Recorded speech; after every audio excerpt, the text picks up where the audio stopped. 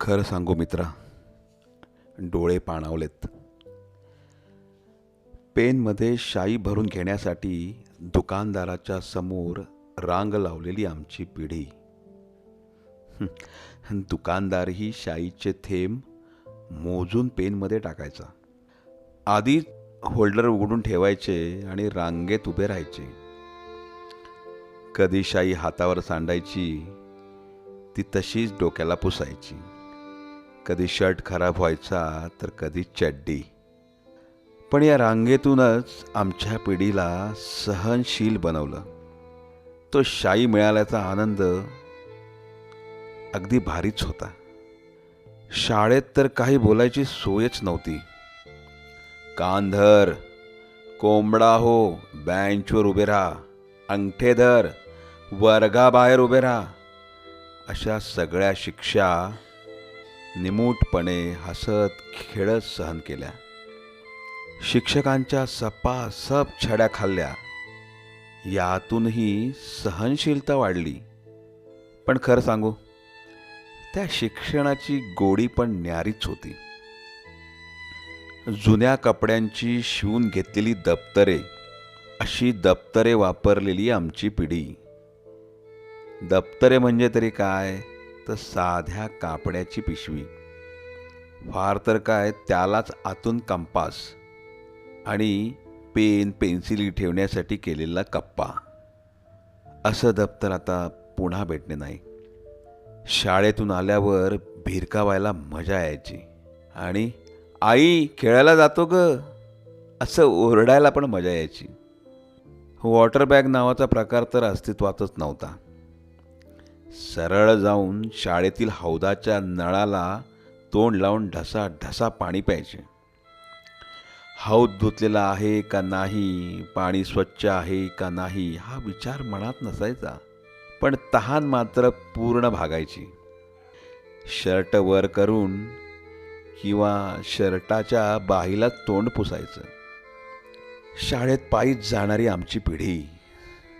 Cycle म्हणजे चैन असणारा तो काळ. आणि सायकल असली तरी सारखी सारखी चैन पडणारा तो काळ. ती चैन बसवताना नाकी 9 यायचे. हाताबरोबर तोंडही काळे व्हायचे. ते काळे हात मातीने पुसायचे. लईच भारी. जुन्या सायकलच्या खरेदी विक्रीचे व्यवहार जोरात चालायचे बरं का. कुणाची सायकल विक्रीला आहे याचा शोध घेतला जायचा. 10 वेळेस भेटून, मध्यस्थ टाकून, घासाघाशी करून मग किंमत ठरवली जायची. आधी मधून हाफ पॅडल, मग हळूहळू टांग मारायची आणि मगच डबल सीट. 10वीपर्यंत सगळ्या वर्गाला पुढच्या वर्गातील हुशार मुलं माहिती असायची बरं का. चांगल्या स्थितीतील पुस्तके कुणाकडे सापडतील याचा 2-4 महिने आधीच शोध घेतला जायचा. ज्याच्याकडे पुस्तके असतील त्याच्याकडे चक्रा मारल्या जायच्या आणि वशिला पण लावला जायचा. पुस्तके व्यवस्थितरित्या पाहिली जायची आणि मग त्यावर त्याची किंमत ठरवली जायची.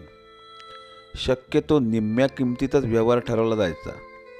पुस्तके मिळाली की स्वर्ग 2 बोटे उरायचा.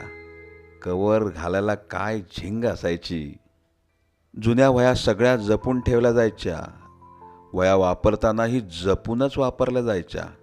जास्तीत जास्त कोरी पाने ठेवली जायची. सगळी कोरी पाने वेगळी काढायची आणि मग ती एकत्र केली जायची. पुन्हा नव्याने एखादा प्रेसवाला शोधायचा आणि किमतीची घासाघाशी करून वह्या बाइंडिंग करून आणायच्या. त्यासाठी 17 चक्रा माराव्या लागायच्या. उद्या या, परवा या, अजून झाल्या नाहीत, नंतर या, असे बरेच दिवस चालायचे. शेवटी एकदाच्या वह्या मिळाल्या की उड्या मारतच घरी यायचं. एखादी वही पाहिजे असेल तर त्यासाठी आईकडून वशिला लावायचा. 10 वेळेस मागणी करावी लागायची. आणि यातूनच नकार पचवायला शिकलो आणि सहनशीलताही वाढतच गेली. वर्षभरात कपड्यांचे 2च जोड मिळायचे. त्यातला एक शाळेचा असायचा तर दुसऱ्यासाठी दिवाळीच्या सणाची वाट बघावी लागायची. तोपर्यंत ठिगळं लावलेले शर्ट, चड्ड्या वापराव्या लागायच्या. आणि विशेष म्हणजे याचे कोणालाही काहीही वाटायचे नाही. हो, पण दिवाळीचे कपडे मात्र जपून जपून वापरायचे. मागितलं की हजर असं कोणालाच काही मिळत नव्हतं बरं. आणि यातूनच नकार स्वीकारण्याची सवयसुद्धा लागली. बरं, त्या काळातील पालकांच्या मानसिकतेनुसार घरातील पोरांनाही अशीच वागणूक होती. त्यात गरीब श्रीमंत असा भेदभाव नव्हता. पोराचे सगळे मित्र माहिती असायचे. कुठे जातो, काय करतो यावर नजर असायची. चुकला की पहिले कान फाटवले जायचे. उगाच लय लाड नव्हते, कामापुरतेच कौतुक असायचे. आणि त्यामुळे आमचे पायसुद्धा जमिनीवरच राहायचे.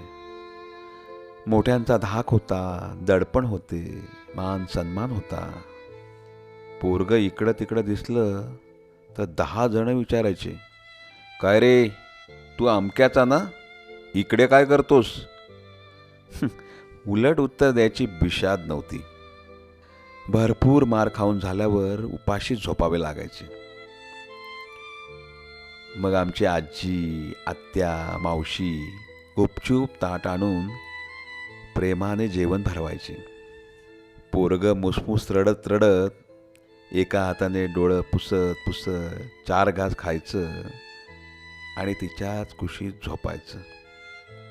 दुसऱ्या दिवशी काय झालं हे विसरून पुन्हा आपल्या उद्योगाला लागायचं. आपण म्हणू तसेच होईल असे नाही, हे पोराच्या लक्षात यायचे. त्याच्यात नकार पचवण्याची क्षमता आपोआपच निर्माण व्हायची. हे केलं तर ते देईन अशी कुठलीही प्रलोभने नव्हती. ताटात जे वाढले ते गुपचूप खावे लागायचं. कोणतेही नखरे चालत नव्हते. नाहीतर उपाशी झोपावे लागेल हे माहीत होते. जगणं लुटूपुटूचं नव्हतं, खरं खरं जगणं होतं. आभासी जग नव्हतं. जीवाभावाचे मित्र होते. अवास्तव अपेक्षा नव्हत्या. कोणती स्वप्न पाहायची याचं भान होतं. आणि पालकांनाही पोराचा वकूब माहिती असायचा. त्यामुळे त्यांच्याही अवास्तव अपेक्षा नसायच्या. काळ बदलला आणि सगळंच बदललं. पण जीवनाच्या कोऱ्या कागदावर उमटलेले ते शाईचे डाग मात्र अजूनही तसेच आहेत. ते काही पुसता पुसले जात नाहीत. या निळ्या शाईने सहनशीलता दिली, उज्ज्वल भवितव्य दिलं, लढण्याचं बळ दिलं. आत्महत्या हा विचारही आमच्या पिढीच्या मनाला कधीच शिवला नाही. कारण आम्ही अपमान गिळायला वर्गातच शिकलो. शाळेतला अपमान हा समाजात मानसिक तोल सांभाळायला शिकून गेला.